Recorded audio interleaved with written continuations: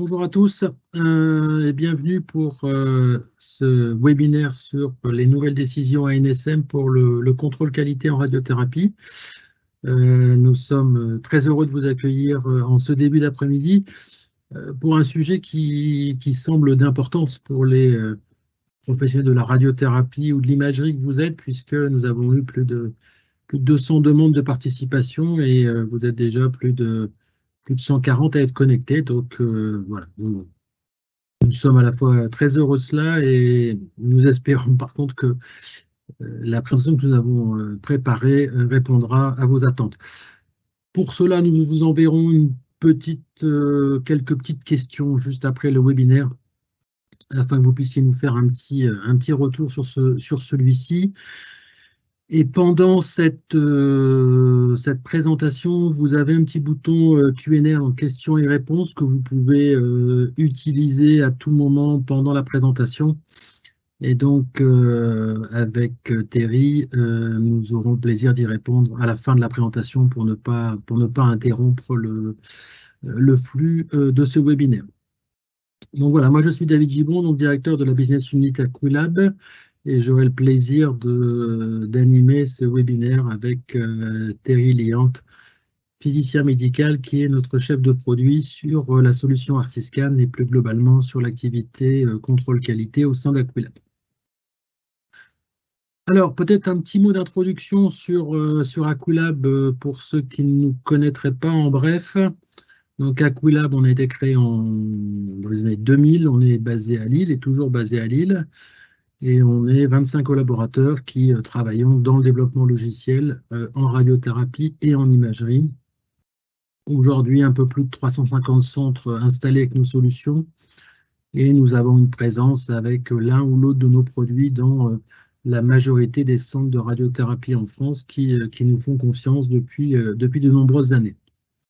Événement majeur dans, je dirais, l'histoire d'Aquilab, c'est que nous avons rejoint le groupe Coexia en mai dernier. Et donc le groupe Coexia, c'est un acteur du monde informatique, donc c'est un acteur indépendant qui est multispécialiste, qui est à la fois intégrateur de solutions, qui est éditeur de software et qui fait également du conseil. Et après analyse, nous avons trouvé que c'était un excellent partenaire pour accompagner Aquilab dans sa nouvelle étape de développement. Alors, rapidement, et je ne vais pas m'étendre, mais pour donner un ordre d'idée, donc Coexia Group, c'est à peu près 900 collaborateurs pour un chiffre d'affaires d'à peu près 90 millions d'euros, donc avec des antennes. Donc le siège principal est à Lyon, donc des antennes à Lille, puisque nous faisons maintenant partie du groupe Coexia, à Paris, à Brest et à Rennes. Le groupe Coexia, en fait, c'est un groupe qui fonctionne par business unit. Donc, nous sommes une des business units du domaine santé qui garde, bien sûr, sa pleine autonomie dans ses choix stratégiques et ses développements. Peut-être pour vous donner juste un petit élément, pourquoi avoir intégré ce groupe. Le groupe Coexia, c'est un groupe qui travaille dans différents domaines, donc il va du domaine digital, la banque, l'assurance, la santé, mais la spécificité, c'est quand même de travailler sur la data et sur l'IA. Je vous ai mis à titre d'exemple, en fait, ce sont dans notre domaine de la radiothérapie, les éditeurs de la solution Consoft, qui est une solution logicielle qui a été développée en partenariat avec Unicancer et qui permet de faire de la création de cohortes multicentriques qui permettent d'identifier et de collecter des données patients, qui est un outil que nous sommes en train d'interfacer avec notre plateforme OncoPlace dans le cadre des études cliniques. Et suivante, si l'on se focalise plus spécifiquement sur le domaine du contrôle qualité, qui est le domaine du webinaire du jour, donc nous éditons depuis une vingtaine d'années maintenant cette solution Artiscan pour le contrôle qualité machine, dont nous reparlerons dans la suite du webinaire. Alors bien sûr, les objectifs pour cette activité contrôle qualité il y a des objectifs qui étaient ceux d'Aquilab depuis longtemps, qui est effectivement de répondre aux normes et obligations réglementaires, et on est effectivement dans le sujet aujourd'hui avec les nouvelles normes ANSM. Une solution qui doit aussi s'adapter aux évolutions technologiques. Et nous travaillons actuellement beaucoup sur la stéréo et sur l'intégration de plus en plus importante de l'IRM en radiothérapie.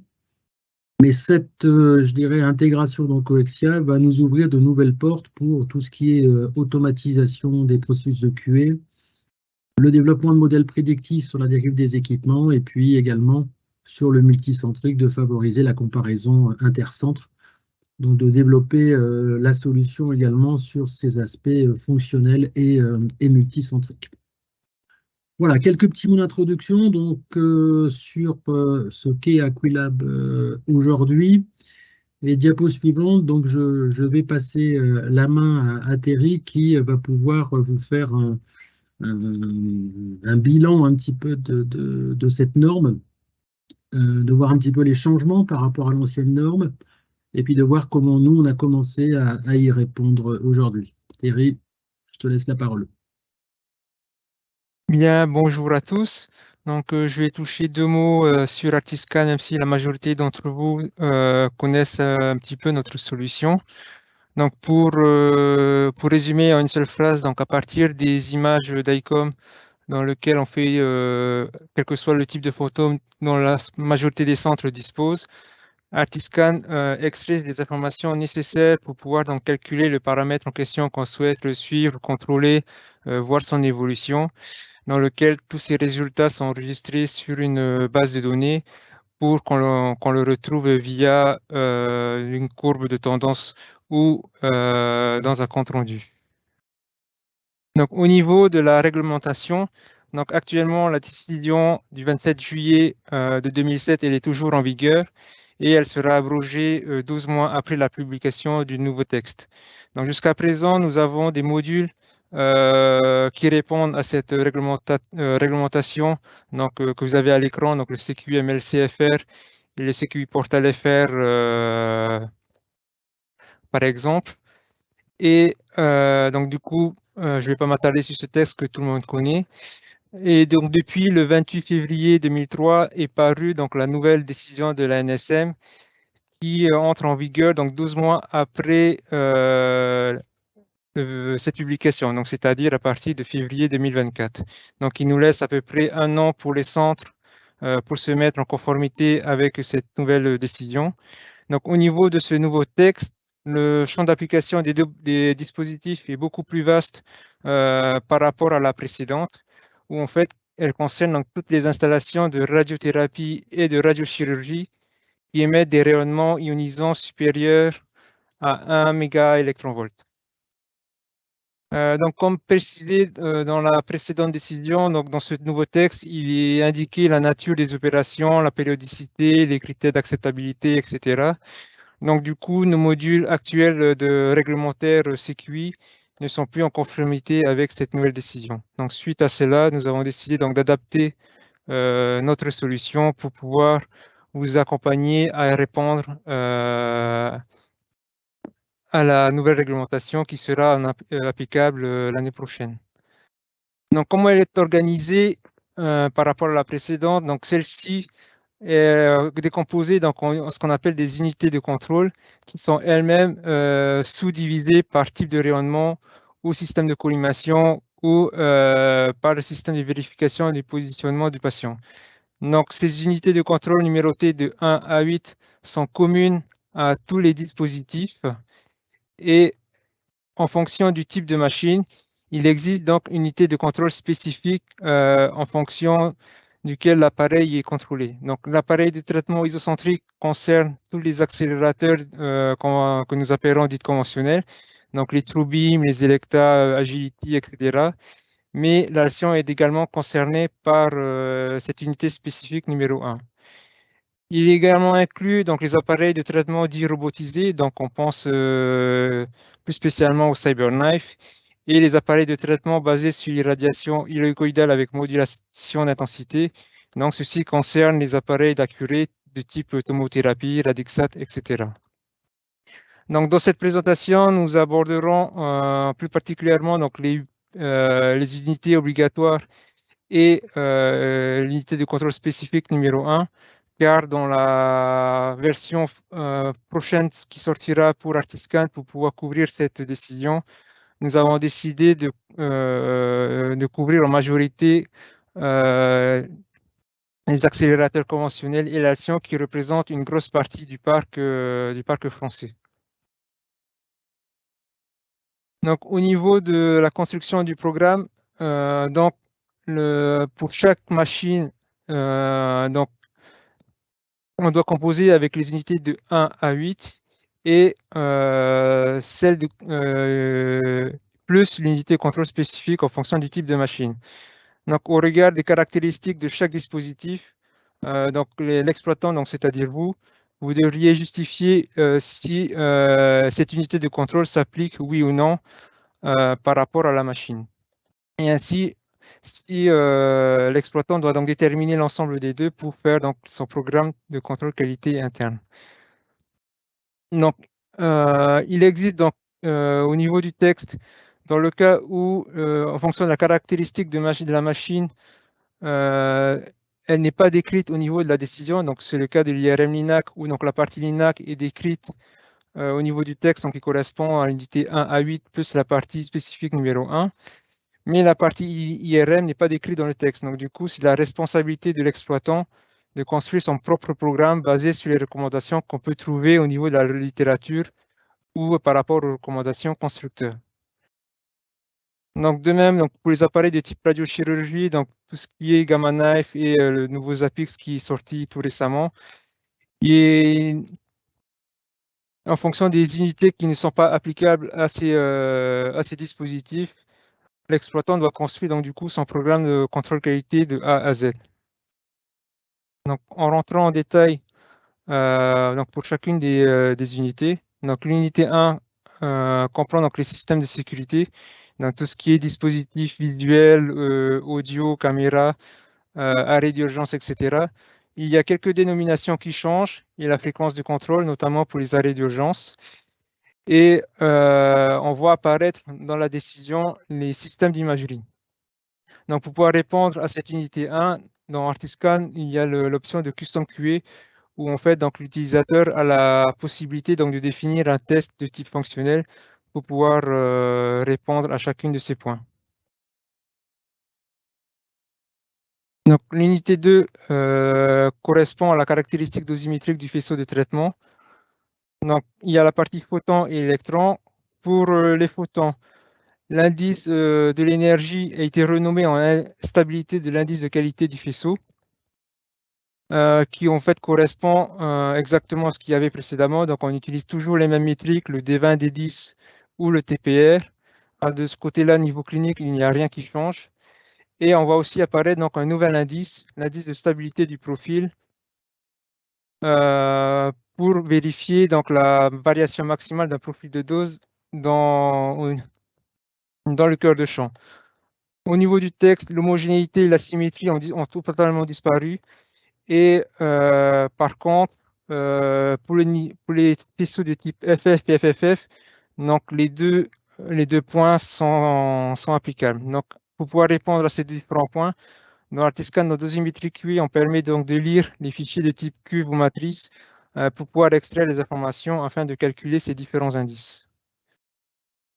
En électron, c'est exactement pareil. Donc, la stabilité de l'énergie a été renommée stabilité de l'indice de qualité du faisceau. Et l'indice de stabilité du profil est exactement identique. Donc toujours pareil avec Artiscan. Donc on lit les fichiers de cube et de matrice pour pouvoir donc déterminer ces différents indices. Donc si on fait un focus donc, sur ce nouvel indice, donc le profil du jour est comparé à un profil de référence au choix de l'utilisateur. Dans le texte, il est demandé donc de déterminer cet indice à partir de 4 points sur 2 profils orthogonaux.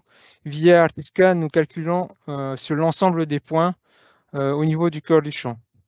Donc cet indice est déjà intégré au niveau de notre logiciel qui paraîtra dans la prochaine version. pour la partie donc, stabilité de l'étalonnage du faisceau, elle devient donc contrôle du débit de dose absorbée. Donc, dans la version de 2007, donc, le dernier protocole international, donc c'est-à-dire le TRS 398, était recommandé. Et dans cette nouvelle version de la décision, maintenant, elle est la dernière version internationale qui est en vigueur est imposée. Donc, c'est-à-dire que du coup, tout exploitant doit utiliser ce protocole international pour calculer la dose en absolu. On constate également qu'au niveau des critères d'acceptabilité, en dose absolue, elle passe de 2% à 1%. Et au niveau des autres paramètres tels que la reproductibilité, elle a été simplement renommée répétabilité des unités de moniteur. La méthodologie reste toujours la même, donc on calcule le coefficient de variation, mais uniquement par rapport au débit nominal le plus utilisé en clinique. Et, également, donc, le critère d'acceptabilité passe de 10% à 5%. Par contre, pour la linéarité qui est similaire à la proportionnalité, elle est calculée différemment. Donc là, on ne calcule plus un facteur de proportionnalité, mais un coefficient d'étalonnage. Au niveau de la cohérence des unités moniteurs, la fréquence, elle change. Elle passe de mensuelle à semestrielle. Donc au niveau d'ActiveScan, la majorité des paramètres sont inclus et seule la linéarité est un nouveau paramètre sur lequel on est en cours d'implémentation. Au niveau de la transmission à travers un modificateur de faisceau, donc là, ils ont généralisé tout type de filtre en coin, qui soit additionnel, permanent ou dynamique, sous cette appellation. Là, la fréquence elle passe à annuelle, mais dans Artiscan, il n'y a aucun changement à ce niveau-là. Donc, au niveau de lignée 3, donc, qui concerne les systèmes de collimation, donc qu'ils soient collimateurs fixes à ouverture variable ou à multilame. Donc, pour ces trois systèmes de collimation, la pénombre doit être contrôlée. Donc, par définition, la pénombre correspond à la distance entre l'isodose 80% et 20%. Donc, au niveau d'Artiscan, on utilisera donc le module dosimétrie QE où en fait on lira les fichiers de la cuve avec le profil de dose. Au niveau du module MLC, il existe donc dans Artiscan, si on souhaite suivre donc la constance de cette pénombre, il faudra donc faire une espèce de cross-calibration entre la mesure à la cuve et par rapport à la définition via l'imageur portal. Pour l'unité 3B, le collimateur à ouverture variable, donc tout ce qui est trimmer, mâchoire ou iris. Donc là, il demande de vérifier l'exactitude et la forme de la taille d'irradiation. Donc, il laisse le choix de la méthodologie à l'exploitant, mais il propose donc une des méthodes en vérifiant donc l'orthogonalité et la symétrie. Donc, c'est cette dernière qui est déjà présente dans Artiscan, parce qu'en fait, l'orthogonalité et la symétrie étaient demandées dans la version de 2007.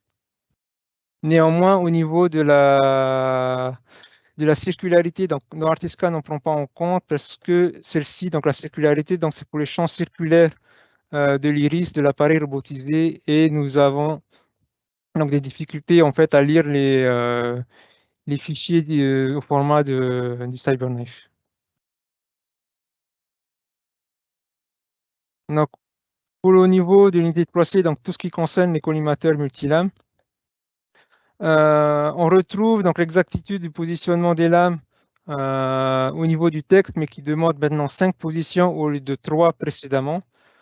Au niveau d'Artiscan, donc vous pouvez actuellement le faire parce qu'Artiscan est capable de mesurer ces différentes positions. Il n'est pas limité par le nombre d'images. Donc vous pouvez effectuer 5, 6, 7, 8, 9, autant de positions que vous souhaitez, et en configurant en parallèle au niveau du logiciel.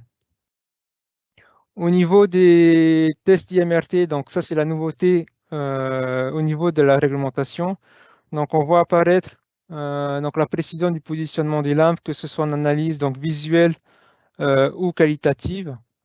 Donc là, il s'agit donc de vérifier via des tests en bande ou par fente. Donc dans Artiscan, ce sont les tests de type de fente, donc le pick and fence, qui est implémenté.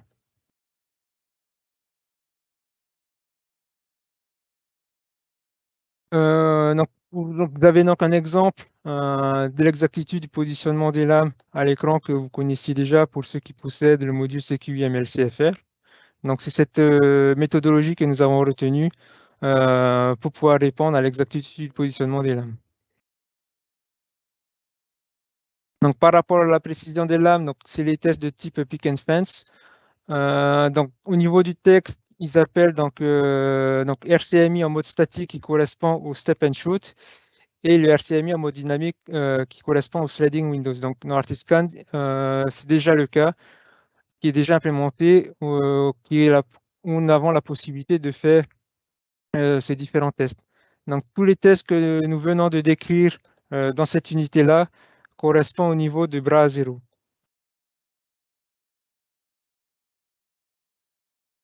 Donc, au niveau de l'unité 4, donc, ce sont les systèmes de vérification du positionnement du patient qui est abordé.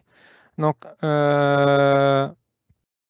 au niveau de cette unité 4, le télémètre, l'affichage des dimensions et la correspondance du champ lumineux sont un peu où la méthodologie change par rapport au texte précédemment. Donc, par méthodologie, j'entends au niveau pour le télémètre, on mesure maintenant uniquement la distance la plus fréquemment utilisée et non plus la distance normale de traitement à plus 20 et moins 20 qui était demandée dans la décision de 2007. Et au niveau des champs, des dimensions du champ lumineux, on vérifiait donc la taille du champ lumineux qu'on comparait au champ d'irradiation. Maintenant, on regarde le niveau du centre, de centre à centre. Donc, le centre du champ lumineux doit correspondre au centre du champ irradié. Et pour l'affichage des deux dimensions du champ lumineux, donc ce n'est à faire uniquement si le positionnement du patient se fait avec le faisceau lumineux et les lasers.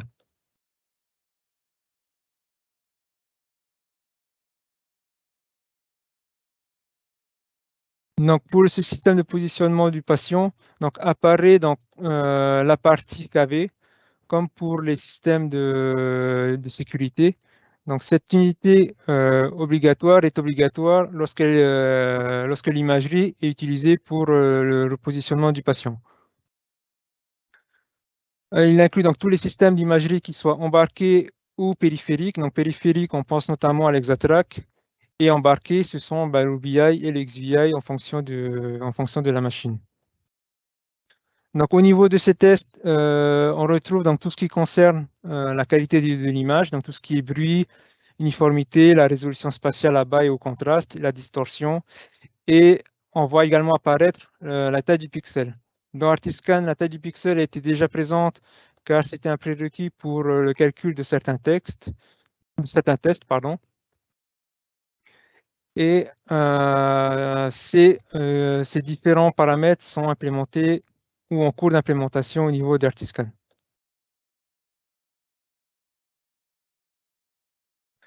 Donc là, vous avez un exemple pour la résolution au contraste, où on effectue déjà donc, le calcul sur les mires de résolution et au niveau du bas contraste où on regardait donc, les différents cercles pour la détectabilité pour voir si on constatait une dégradation de l'image. Donc au niveau du texte, il demande donc de voir s'il n'y a pas de dégradation apparente ou significative pour le bas contraste. Et on suit au niveau du paramètre au contraste la fonction de transfert de modulation à 50% et 10%. Donc au niveau des systèmes d'imagerie, il y a la partie mécanique où on va regarder l'exactitude du positionnement de la source et le positionnement du détecteur selon l'axe tube détecteur.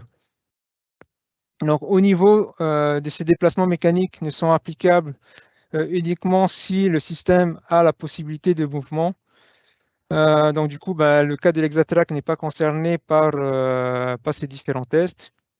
Donc, pour l'exactitude du positionnement du détecteur, on retrouve donc un test similaire au niveau du portal qui existait dans le texte de 2007. Donc, au niveau de la détermination du correspondance du centre d'imagerie, nous réalisons déjà ce type de test dans le module isocentre, où on comparait donc le centre du système d'imagerie par rapport à l'isocentre.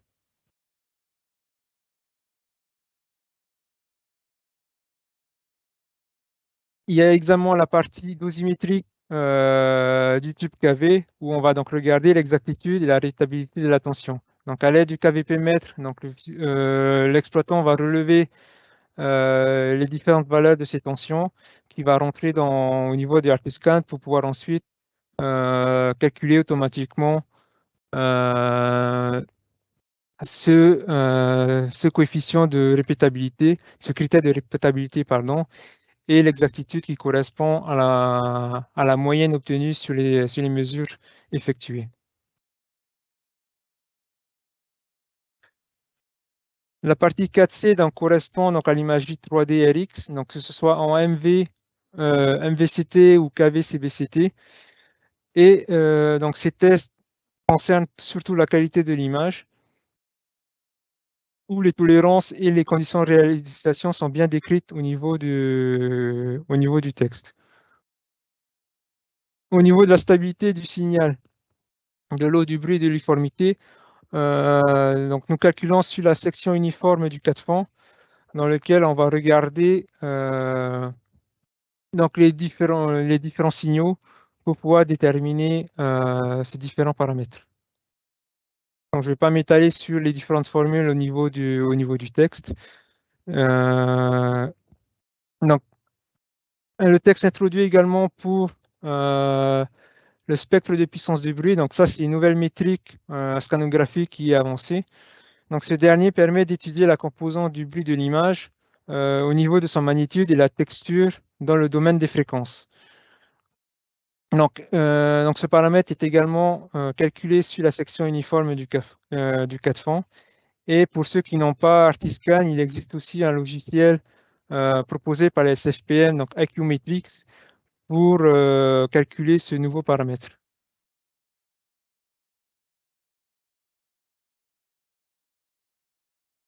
Pour les autres contrôles, donc la distorsion faciale, l'épaisseur de coupe ou la résolution bas contraste, donc ces tests sont déjà effectués dans le 4FAN.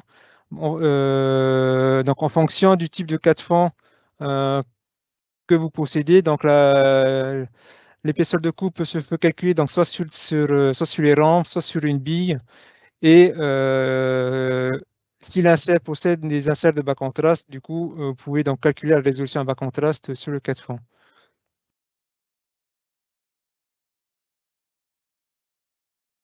Et également similaire donc, à l'imagerie de 2D en KV. Donc, on regarde également la position, la stabilité de la distance entre le centre d'imagerie et celle du centre de traitement. Donc, au niveau du texte, le centre de traitement est défini comme le point de concordance entre soit les lasers, soit le réticule, soit le centre de l'imagerie, soit le centre d'irradiation. Donc, c'est au choix de l'utilisateur qu'est-ce qu'il appelle par centre de traitement. Donc, pour l'unité 5, correspond tout ce qui est table de traitement. Donc, les tables de traitement 6D sont intégrées dans ce nouveau texte, où il faut donc contrôler tous les degrés de liberté, que ce soit le tilt, le roll, les rotations, le roulis, etc. Par contre, au niveau de la charge à utiliser, donc on passe de 50 kg dans la version précédente à maintenant 30 kg. Donc au niveau des déplacements de table, pareil, donc là ils se sont adaptés par rapport aux pratiques cliniques, où en fait on va donc vérifier que sur l'ensemble des pages de mouvement utilisées en routine, et non plus des distances imposées. Et au niveau d'Artiscan, donc du coup, pour pouvoir répondre à ces décisions-là, donc l'utilisateur doit utiliser donc Custom QA pour pouvoir saisir donc les valeurs qu'il a vérifié par rapport aux valeurs théoriques que lui il a définies. Donc nous sommes actuellement en cours de travaux pour proposer une évaluation de ces déplacements de table à base d'images. Et pour l'unité 6 et 7, concerne les systèmes de planification, donc les TPS et le Record and Verify. Donc, je ne vais pas m'attarder plus que ça parce que du coup, les contrôles de qualité de ces deux logiciels ne sont pas notre cœur de métier, mais les utilisateurs ont la possibilité donc, de définir avec Custom QA les différents tests pour pouvoir contrôler ces deux logiciels. Donc, dans l'unité 8, ce sont les systèmes d'imagerie de planimétrie, c'est-à-dire le scanner utilisé pour le calcul de dose. Et certains utilisent également l'imagerie embarquée en CBCT pour pouvoir, calculer, faire de la replanification. Donc, à ce moment-là, il faudra donc vérifier la stabilité, pardon, excusez-moi, donc il faudra évaluer la stabilité des nombrosités de ces deux systèmes à l'aide d'un fantôme ayant plusieurs inserts pour faire la correspondance entre les unités Hounsfield et la densité électronique. Donc au niveau du test, également, on doit tester le transfert des informations vers ce qu'on appelle un système tiers. Donc par exemple, ArctiView pour vérifier qu'il n'y a aucun impact qui est détecté. Et du coup, donc là, nous venons de passer en revue les 8 unités obligatoires. Donc l'unité spécifique qui concerne les accélérateurs conventionnels, TrueBeam ou Agility, ou les anciens beaucoup plus récents, les CLINAC et les synergies d'Electa, mais également l'Alcyon. Donc dans ces unités spécifiques, on retrouve les tests qu'on vient de voir précédemment dans les différentes unités, mais qui ont été faits pour bras à zéro. Donc, en plus de ces bras à zéro, on doit les réaliser à différents angles de bras. Donc, à minima à 90 et 270 pour pouvoir vérifier l'influence de la gravité. Et qu'on retrouve dans le module MLC. Et pour la partie dose, la stabilité du profil de dose à différents angles de bras qu'on retrouve avec de symétrie QE. Donc dans la partie CQIS au centre, dans le module CQIS au centre, donc du coup, on va vérifier le centrage des collimateurs et les échelles angulaires. Donc les échelles angulaires, nous sommes en cours de développement pour proposer une nouvelle méthodologie pour pouvoir évaluer le bras et le collimateur, mais également la table de traitement à base d'images. Et donc si on passe en focus pour chacun de ces tests en fonction des bras, donc là vous avez une capture d'écran pour l'exactitude du positionnement des lames, où en fait, donc là, il suffit donc de définir l'angulation du bras et l'analyse se fait sur les images. Par contre, si on compare par rapport également à l'ancien texte, il n'y a plus d'alternance du bras. Donc, c'est-à-dire, on ne fait plus en alternance le bras 90 et le bras 270, mais selon mon interprétation, les deux angulations doivent se faire de façon simultanée, mais à une périodicité semestrielle.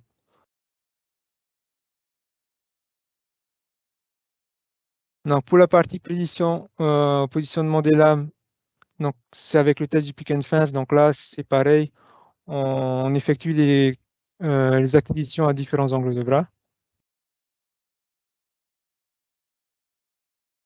Et enfin, pour la partie VMAT, donc la technique rotationnelle, il n'y a aucun test qui est imposé. Donc, c'est à l'exploitant de mettre en place les contrôles adéquats qu'il juge pertinents pour pouvoir évaluer la synchronisation des différents éléments de l'accélérateur. Donc, dans Artisca, ce que nous proposons, c'est le pick and fence en mode rapidac et les tests des 2T3, débit de dose, vitesse de bras et la vitesse du MLC, qui sont des tests basé sur les fichiers de variants que vous pouvez retrouver sur MyVariant. Donc pour les tests T2, T3, on fait varier donc, les différents éléments de la machine afin d'obtenir de façon homogène plusieurs bandes de doses homogènes. Pardon. Mais dans la littérature, on retrouve donc d'autres tests pour pouvoir répondre à ce point-là, tels que le Snooker Q ou le test de la chaise. Donc actuellement, nous sommes à l'étude pour une implémentation de ces deux tests-là dans Artiscan. Pour conclure, donc, toutes les méthodologies demandées par l'ANSM au niveau des accélérateurs conventionnels ont intégré dans Artiscan. Donc, que ce soit les nouveaux labels à modifier, les fréquences ou les nouveaux index à calculer. Donc, il y a une grande partie qui est déjà prise en compte au niveau du logiciel. Des versions sont en cours de test sur nos sites partenaires et nous pourrons vous présenter donc, une version du software pour la partie LINAC pendant le congrès de la SFPM 2023. Donc, vous pouvez nous rejoindre sur notre stand pour pouvoir vous faire une petite démo sur ce que vous aurez en avant-première au niveau de votre centre afin que vous puissiez voir un petit peu les modifications qu'il y a par rapport à la version Artiscan qui est en cours. Et nous prévoyons donc un déploiement de cette version-là donc, pendant l'été 2023. Et tout ce qui concerne donc, le Cyber et l'Atomo, vous pourrez également venir nous voir pendant ce stand de la SFPM 2023 pour qu'on puisse vous présenter quelles sont les potentielles évolutions que nous avons prévues. Donc, je vous remercie de votre attention. Et donc, si vous avez des questions, vous pouvez donc les mettre au niveau de questions-réponses. Et par la suite, vous pouvez nous contacter si jamais il y a d'autres questions qui vous reviennent, soit moi via mon adresse mail ou par téléphone, ou Julia Redouté si vous avez des questions beaucoup plus d'ordre de mise à jour, quel module il me manque, combien je vais devoir payer, ou etc.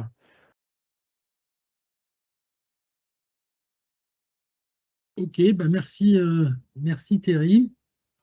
Je vais peut-être juste reprendre la main pour la partie des questions. Donc merci à ceux qui nous ont posé des questions. Donc j'ai essayé de répondre en mode privé à certains d'entre vous. Alors, peut-être pour essayer de cibler un peu pas mal de questions sur la date de sortie de la mise à jour d'Artiscan. Donc, je vais en publier une. Donc, quelle date pour lancer de la nouvelle version? Donc, comme Thierry vous l'a montré juste sur la slide précédente, on envisage une sortie pour l'été 2023. C'est que le texte est sorti il y a 2 mois, mais vous allez me dire, il y a eu quand même beaucoup de modifications, mine de rien. Alors, on n'a pas travaillé que depuis 2 mois, on a travaillé depuis à peu près 1 an sur tous les drafts successifs. Ce qui nous permet d'être voilà, d'être prêt aujourd'hui. Et comme a dit Thierry, les versions de test sont en cours et on sera capable à la SFPM de vous faire une démo et une présentation sur l'ensemble de ces nouvelles fonctionnalités. Après, d'autres questions sur du coup, moi, comment ça va se passer alors que j'ai déjà alors, on me dit qu'on ne voit pas les questions publiées, donc je les ai publiées, mais si on ne les voit pas, c'est celles que je vous ai dites. Et après, c'était sur l'évolution de la solution. Alors, on a toujours été clair au niveau d'Aquilab, si vous avez acheté une solution à un temps T conforme à la réglementation et que vous êtes sous contrat de maintenance, vous avez les upgrades gratuitement et c'est inclus dans votre package.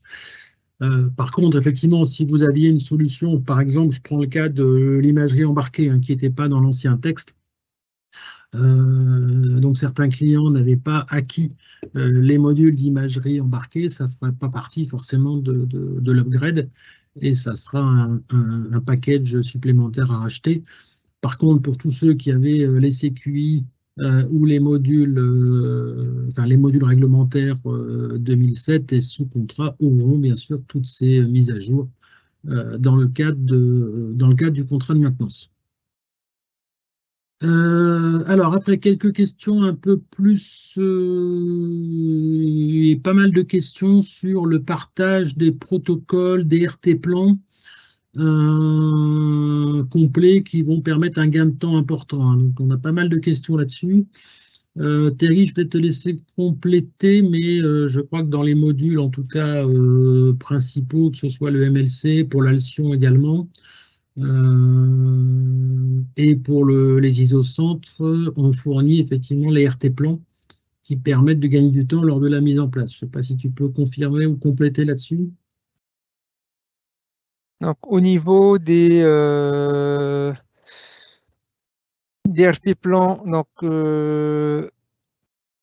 dans un premier temps, donc c'est celle la question de Paul. Du coup, en fait, comme c'est machine spécifique et chaque centre possède leur propre workflow et la propre fréquence, certains font des tests beaucoup plus fréquemment que d'autres, etc. Donc, chaque centre a leur propre organisation au niveau des acquisitions. Donc, pour nous, il est impossible de proposer un RT-plan complet pour pouvoir faire le contrôle qualité. Mais néanmoins, c'est à l'étude pour qu'on puisse vous proposer un RT-plan de base dans lequel vous pourriez à la limite adapter ce RT-plan-là. Mais dans un premier temps, pour nous, il est impossible donc, de fournir un RT-plan complet de ce côté-là. Donc après, par contre, tout ce qui concerne donc, au niveau, j'ai vu passer donc, des questions sur les RT-plans des Alcyons. Donc je vais donc publier la question pour que les gens puissent voir. Je ne me suis pas trompé. Non, j'ai Et publié celle de l'IC Profiler. Donc pour répondre à Paul, du coup, il nous faudrait que vous nous envoyiez vos fichiers d'IC Profiler. peut-être que tu peux lire la question, parce que je suis pas sûr que tout le monde voit les questions. Terry, peut-être tu peux la lire. Oui, bien sûr. Donc du coup, donc j'ai publié celle de Paul pour l'IC Profiler. Donc pour le contrôle des filtres en coin, au lieu de saisir manuellement et intégrer les fichiers de l'IC Profiler et prise en compte de la valeur y égale 0 et x égale 0, car c'est lent de tout saisir manuellement. Donc à ce moment-là, il faudrait que vous nous envoyiez vos fichiers de l'IC Profiler qui correspondent donc à vos mesures pour que nous puissions faire une étude préliminaire pour qu'on puisse évaluer le temps de modification qu'on doit apporter à notre version. Par contre, du coup, si la modification demande un temps de développement beaucoup trop important, il ne sera pas intégré dans la première version initiale que nous sortirons pendant l'été. Parce que le but, c'est que du coup, la majorité des centres puissent à minima être rapidement conformes au nouveau texte avant 2024. Donc du Et coup, merci Thierry. Je vais peut-être te passer une question où j'ai répondu à Mathieu que je laisserai répondre, qui était donc pour les tests Picket Fence. Je pensais l'avoir publié, mais je ne l'ai pas fait. Hop, hop. Donc pour les tests type Picket Fence, la référence sera une image initiale, point d'interrogation. Dans le texte, c'est un peu ambigu car on parle de comparaison à la valeur théorique et non à une référence mesurée. Or, Artisca ne semble pas capable de trouver la valeur théorique des fentes des RT plans. La valeur trouvée est très loin de la valeur théorique. du coup, par rapport à la question de Mathieu, bon, après, ça ne concerne que mon interprétation par rapport à ce nouveau texte. Donc, je confirme que c'est un petit peu ambigu entre ce qui est écrit et ce qui est demandé. Pour moi, c'est par rapport à une image par rapport à une image de référence. Parce que du coup, là, il demande, par exemple, une analyse visuelle de façon hebdomadaire et pour constater s'il n'y a pas de dégradation visuelle. Donc forcément, si on souhaite faire une comparaison, ce serait par rapport à une image initiale.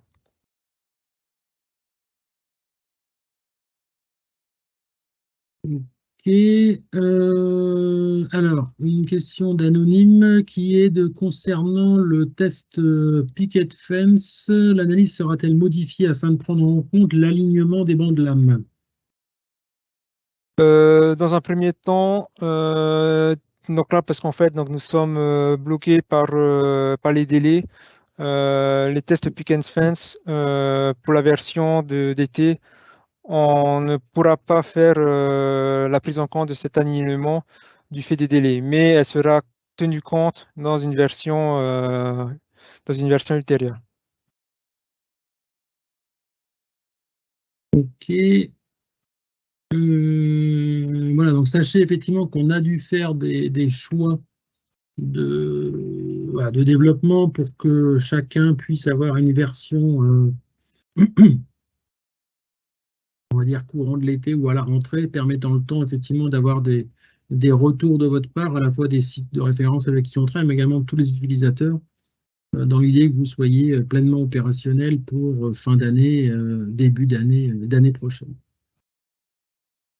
Alors, une question sur le suivi des résultats, qui est de comment gère-t-on le suivi des résultats entre l'implémentation actuelle dans les modules CQI et la nouvelle version.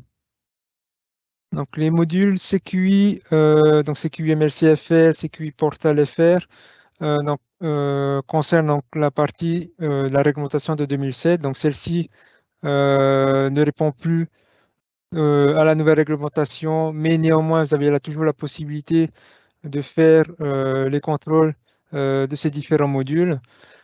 Par contre, pour pouvoir répondre donc, à la nouvelle réglementation, donc, toutes les modifications ont été apportées dans les modules MLC sur lesquels vous allez pouvoir paramétrer pour pouvoir répondre à cette nouvelle norme.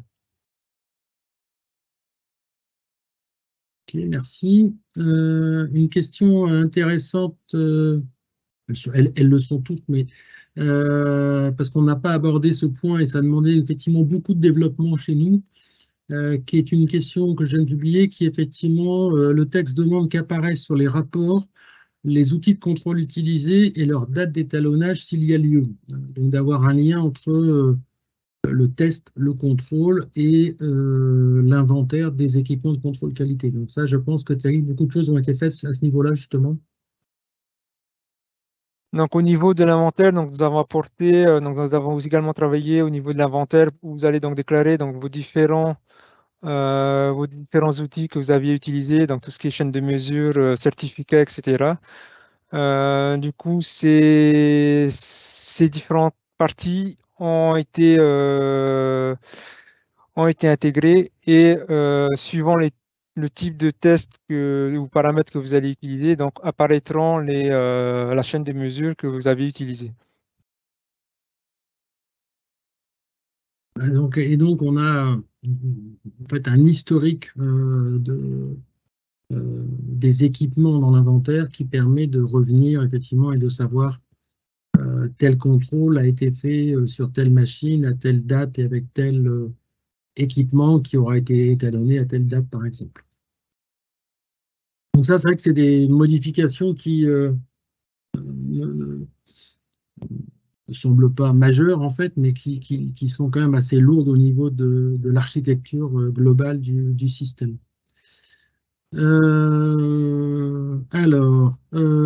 Question, est-il prévu un Phantom dédié plus un support pour les contrôles qualité image Exatrack?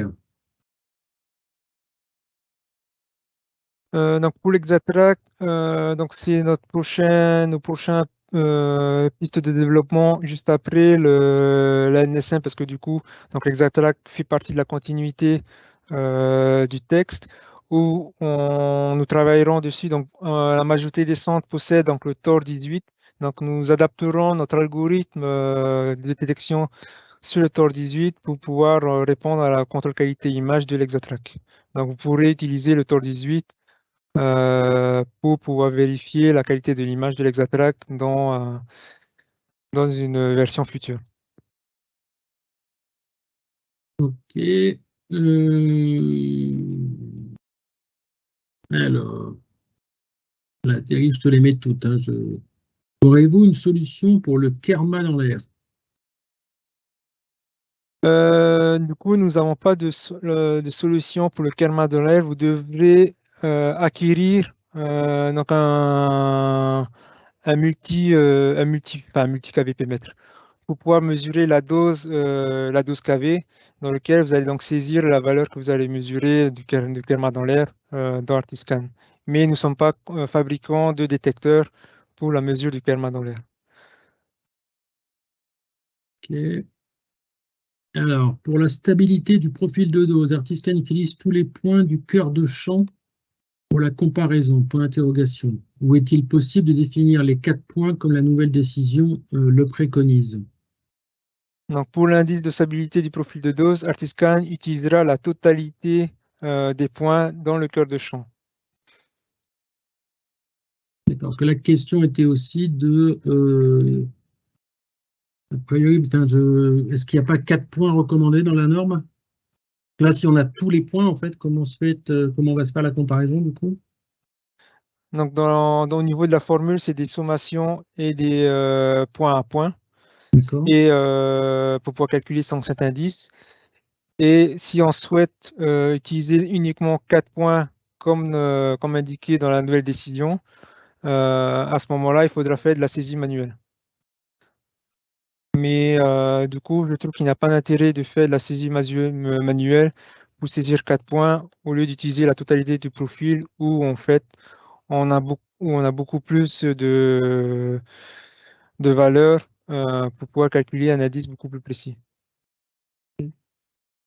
Alors, juste un petit commentaire, donc Frédéric qui nous dit que pour le picket fence, le texte dit bien position de la fente par rapport à la théorie.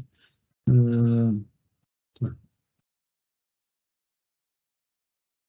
Question ouverte.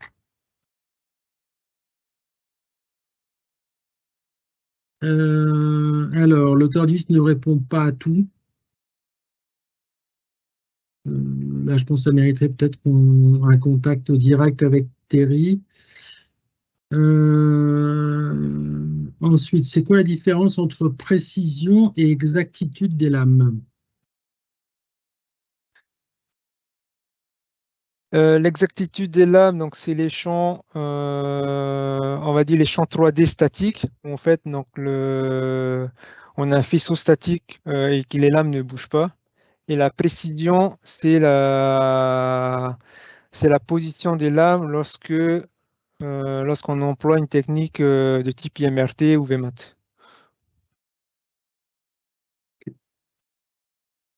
Alors, on y a déjà en partie répondu, je pense. Pourra-t-on continuer à faire les analyses avec les Ragon de 2007? Donc, la réponse est oui, hein, puisque les paramètres sont toujours disponibles dans le logiciel. Alors, donc ça, on a vu. Donc le Phantom BBQ, donc ça va être le ball bearing, sera-t-il modifié pour le CQMLC car il n'est pas pratique à positionner? Alors, c'est vrai que le choix de ce Phantom qui avait été développé était un petit peu d'aider et de pallier les cendres qui n'avaient pas de Phantom, on va dire, plus précis à positionner. Je pense au Phantom d'Electa, par exemple, qui a des vis micrométriques, ou le Phantom de Brainlab, par exemple. Donc on est en train de faire quelques adaptations sur ce fantôme pour d'autres tests, en particulier pour les contrôles stéréo en particulier. Donc voilà, on a quelqu'un qui travaille là-dessus en ce moment pour y apporter des modifications.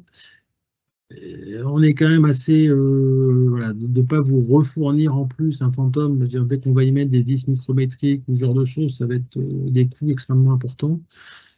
De peut-être voilà, s'adapter, mais on travaille quand même sur essayer d'améliorer cette notion de positionnement qui, j'en conçois, est parfois un peu compliqué parce qu'il faut le régler à la main. Alors tiens, pour la picket fence, il y a une discussion sur le picket fence, car quelqu'un nous dit là que pour le picket fence, la théorie est le centre de l'image, je pense. Gros sujet à voir sur le picket fence. Alors, D'accord, le tordif qui répond pas tout, c'était par rapport à l'Hexatrack, ok. Et enfin, pour le snooker, avez-vous prévu de faire un fantôme?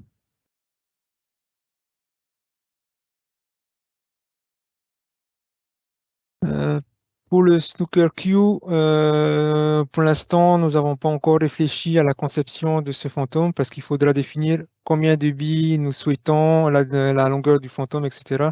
Donc pour l'instant, nous ne sommes pas encore à l'étape conception de ce fantôme.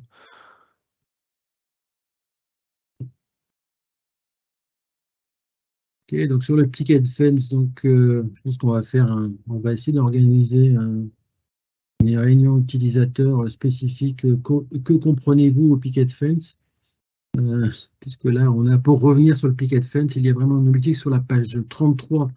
On parle de théorie, alors que page 31, il est noté que l'analyse quantitative est relative à une valeur de référence. Donc, ce n'est pas clair. Effectivement, est-ce que la référence, c'est un temps zéro? Ou est-ce que c'est par rapport à la théorie? Donc, sujet euh, sur lequel, effectivement, on pourrait peut-être organiser une petite réunion spécifique. Alors, on approche des 15 heures. J'espère que j'ai... Alors, il y a peut-être des questions que je n'ai pas publiées parce qu'elles me semblaient redondantes. Je repasse un petit... Si quelqu'un a l'impression que sa question n'a pas été posée, il peut la remettre. N'hésitez pas. Je fais sur le rapport, ça on a parlé. Les MLC. Ah oui, si, celle-là, je ne l'ai pas parlé sur les notions des fichiers de l'unité spécifique S1.2 sur le MLC. Donc, effectivement, tu as parlé des fichiers variants pour paramétrer Artiscan et le module RapidArc. Est-ce que c'est compatible avec les machines Electa? Pour les machines Electa, nous fournissons également les fichiers pour les tests IMRT et VMAT. Donc, ils sont similaires aux fichiers variants et qui tiennent compte de la FlexMap. Donc ces fichiers, comme disait Thierry, pour les fichiers variants, soit effectivement vous pouvez les récupérer sur le site de Variant, soit on peut vous les fournir également. Et pour Electa, en fait, les fichiers RT-Plan ont été adaptés à partir en fait, c'est la publication de Lean, hein. Et donc on a paramétré ces fichiers pour qu'ils soient également compatibles avec les machines Electa.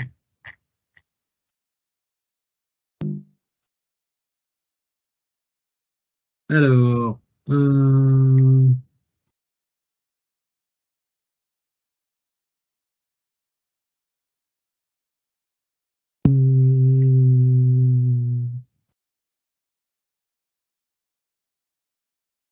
question un peu très technique sur l'alcyon, donc sur le test picket fence pose problème versus la position théorique en raison de la non prise en compte de l'affaissement des bandes lames dont la tolérance est de 1 mm versus 0,6 pour la picket fence et de l'alignement des bancs. Par ailleurs, les RT plans vont être adaptés, faits pour détecter les écarts de 0,5 et non 0,6. Bien sûr, les RT plans seront adaptés. Par contre, sur le début de la question, Thierry, je ne sais pas si tu veux commenter. Je relis la question concernant la leçon. Pose problème à cette position en raison de la non prise en compte de l'affaissement des lames et de l'alignement des bancs.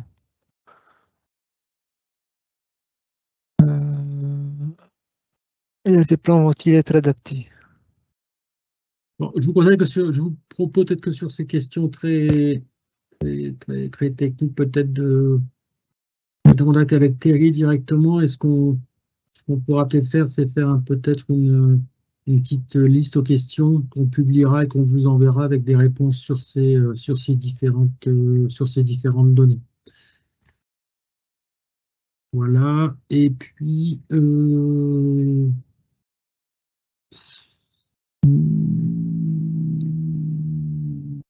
donc on revient donc aux positions différentes des bandes lames. Donc il y a une position sur l'axe, deux positions par défaut à 5 et 10 de l'axe et d'autres de celui-ci. Est-ce que c'est imposé selon vous? Je ne sais pas si les positions sont imposées par Thierry. Quand on parle de 5, on fait une centrale, plus 5, plus 10, moins 5, moins 10. Il parle par défaut, donc pour moi, c'est pas imposé. D'accord. Et nous, dans Artiscan, on peut choisir la position qu'on veut, de toute façon. On peut choisir la position qu'on veut et mesurer la position qu'on veut. Donc, si on veut faire du A2 et A8, on peut. Et si on veut en faire 7, on peut. Oui, si on veut faire toutes les centimètres, on peut aussi. OK.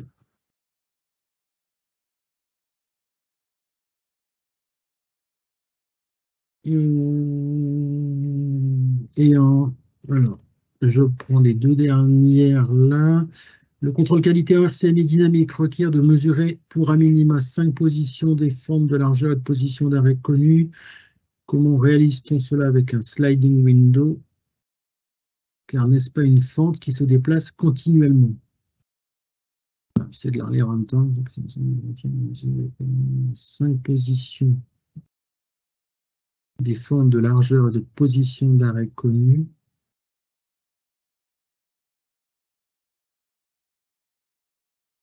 Ça dépasse mes compétences, Thierry. Il faut adapter le RT-plan pour modifier en fait la vitesse de déplacement des lames pour que du coup on ait ces fameux 5 fentes.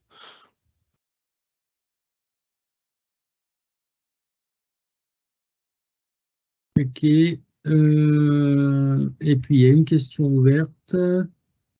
Alcyon plus IC Profiler en rotation, existe-t-il une solution en termes de support? Comme on ne fournit ni l'Alcyon ni l'IC Profiler. Sur cette question-là, ça dépasse mes connaissances des produits nucléaires. OK. Alors, je crois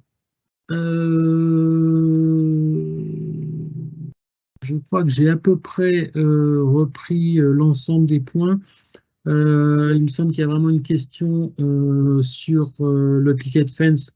N'hésitez pas à faire part de vos commentaires à Thierry pour qu'on puisse arriver peut-être à un petit consensus là-dessus. Je sais qu'on a beaucoup travaillé avec nos sites de référence aussi là-dessus, donc on essaiera de clarifier un petit peu tout ça. N'hésitez pas, donc vous avez les deux contacts, à la fois de Thierry sur les parties plus techniques et de Julia qui peut vous aider à évaluer un petit peu par rapport à votre installation, je dirais la conformité et les mises à jour. Et puis sinon, on vous donne rendez-vous à la SFPM, on aura un stand sur place et donc on sera heureux de vous présenter tout ça et de pouvoir continuer les discussions pour vous accompagner à être prêt au plus vite possible sur ce nouveau texte. Un grand merci Thierry à toi pour tes éclairages et ta présentation. Un grand merci à ces presque 200 participants. Nous mettrons en ligne cette présentation, cette vidéo, pour ceux qui voudraient la revoir. Donc, on reste à votre disposition en tout cas pour avancer sur ces projets. Merci à vous, bonne fin de journée. À bientôt. Merci à vous. Au revoir.